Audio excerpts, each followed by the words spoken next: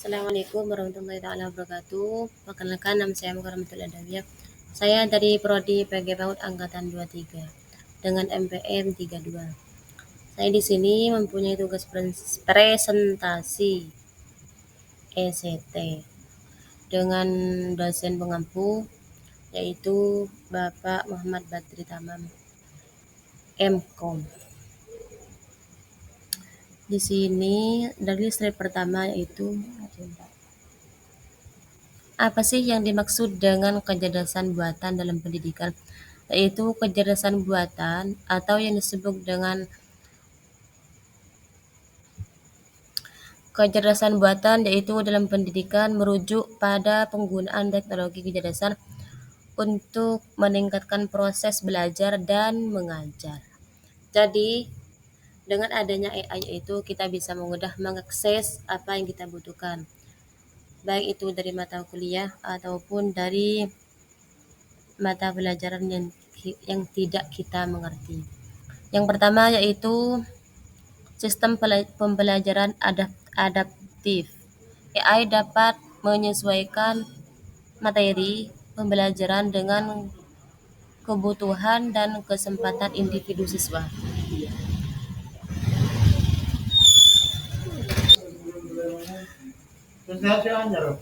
Dan di sini yaitu tutor virtual.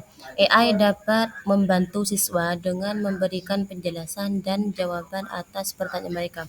Di sini dengan adanya AI yaitu kita bisa mengakses soal. Di sini yaitu ada analisis data. AI dapat menganalisis data siswa untuk mengidentifikasi kekuatan dan kelemahan mereka. Jadi dengan adanya AI, kita bisa mengakses nilai atau data yang ada pada laptop kita melalui AI. Contohnya seperti adanya mata kuliah yang siswa tidak mengikuti belajarnya, maka guru akan melihat nilai itu melalui AI. Selanjutnya yaitu terdapat beberapa perbedaan antara kecerdasan buatan dengan kecerdasan alami, yaitu kecerdasan buatan lebih bersifat permanen. Kecerdasan alami akan segera cepat mengalami perubahan. Contohnya seperti kecerdasan buatan itu lebih bersifat permanen. Contohnya seperti Canva, seperti ChatGPT itu yang dinamakan AI buatan yang dibuat oleh manusia. Sedangkan kecerdasan alami seperti yang kita lakukan pada saat ini, seperti rencana atau ilustrasi manusia itu akan segera punah atau tidak akan berlaku lagi. Hal ini dimungkinkan dikarenakan sifat manusia yang pelupa. Kecerdasan buatan tidak akan berubah sepanjang sistem komputer dan komputernya tidak mengubahnya, seperti itu.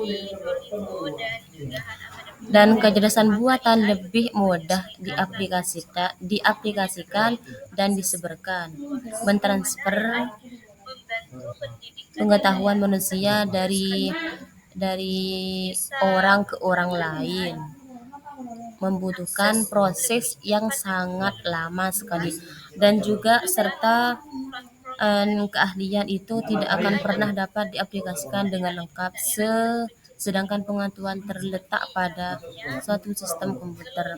Pengetahuan tersebut dapat disalin dari komputer tersebut dan dapat dipindah dengan mudah ke komputer yang lain.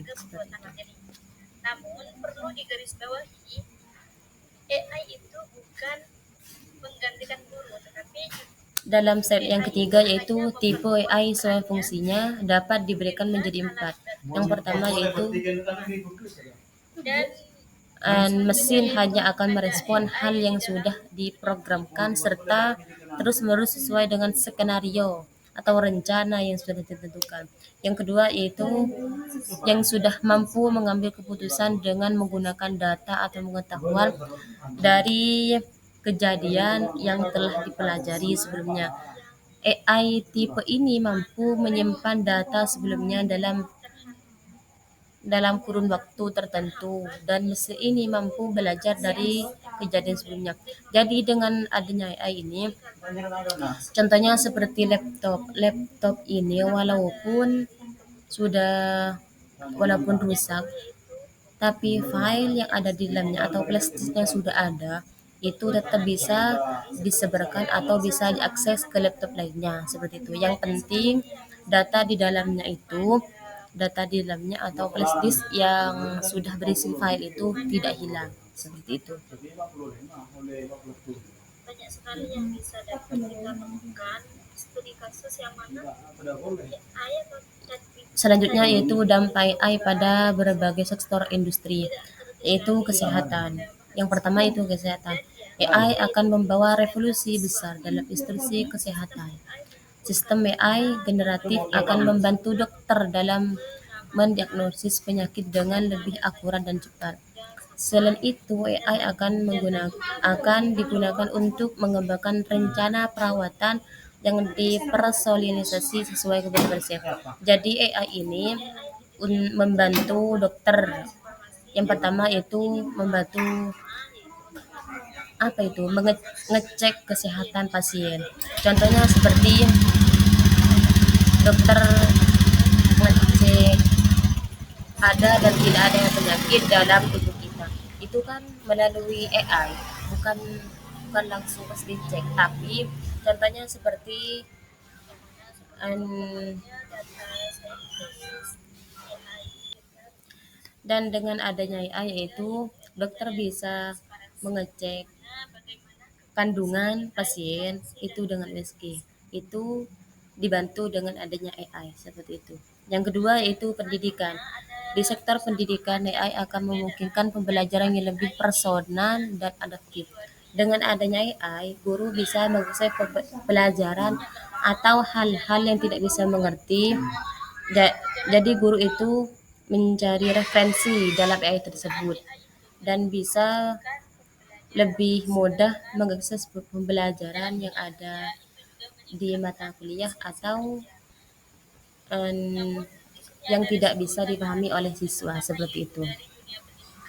Dan dengan adanya AI ini bisa membantu pekerjaan kita sehari-hari. Contohnya yang telah saya lakukan saat ini itu bisa berbicara di depan laptop atau bisa presentasi lewat AI seperti itu.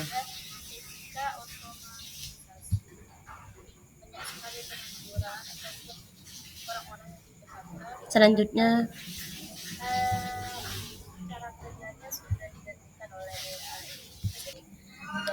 tiga yaitu keuangan. Industri keuangan akan semakin mengandalkan AI untuk analisis risiko, manajemen investasi, dan deteksi penipuan.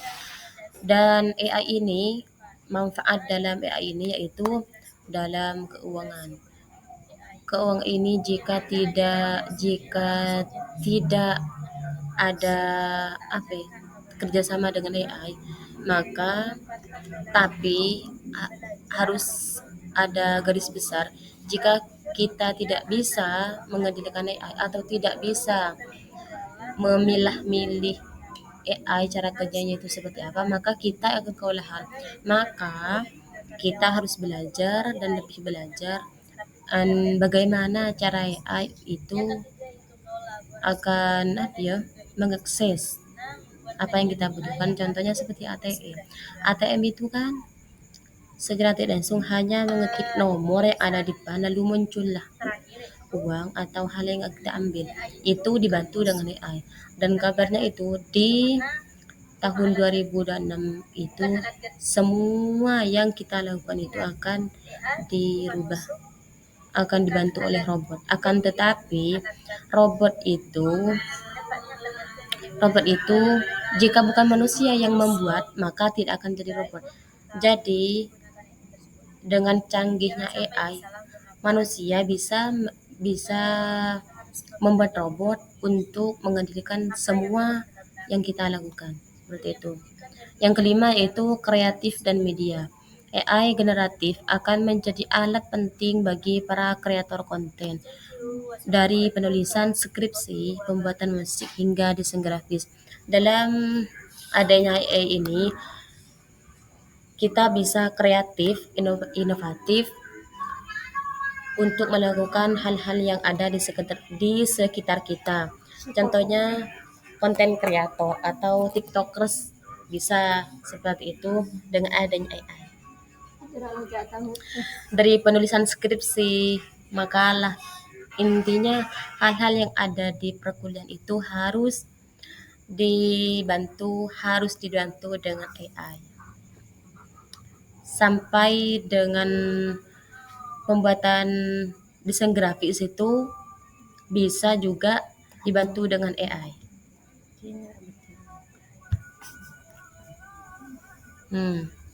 Selanjutnya yaitu masa depan kerja di era AI. Perkembangan AI akan membawa perubahan besar dalam dunia kerja.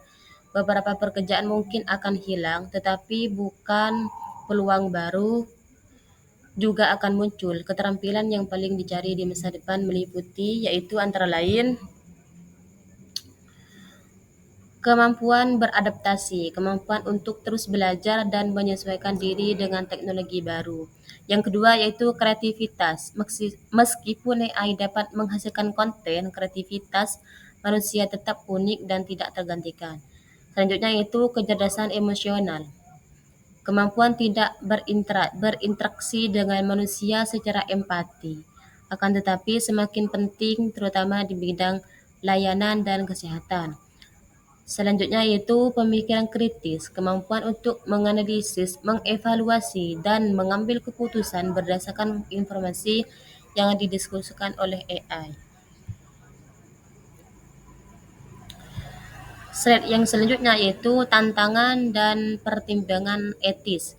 Meskipun AI menawarkan banyak manfaat, ada juga tantangan dan pertanyaan etis yang perlu diatasi. Beberapa isu penting yang perlu diperhatikan antara lain yaitu privasi dan kemampuan data. Privasi dan keamanan data. Penggunaan AI memerlukan data dalam jumlah besar yang menimbulkan kekhawatiran tentang privasi dan keamanan informasi. Dua yaitu bias AI. Sistem AI dapat mencerminkan bias yang ada dalam data yang digunakan untuk melatihnya, sehingga perlu adanya upaya untuk memastikan keadilan dan transparansi.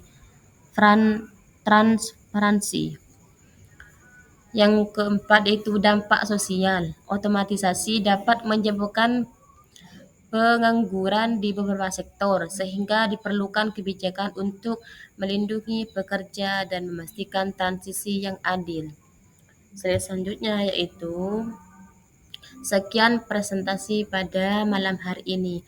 Kurang dan lebihnya mohon maaf. Jika ada kesalahan itu murni dari saya pribadi, dan jika ada kelebihan itu murni dari Allah Subhanahu wa taala. Wallahul muwaffiq ila aqwamit thariq. Assalamualaikum warahmatullahi taala wabarakatuh.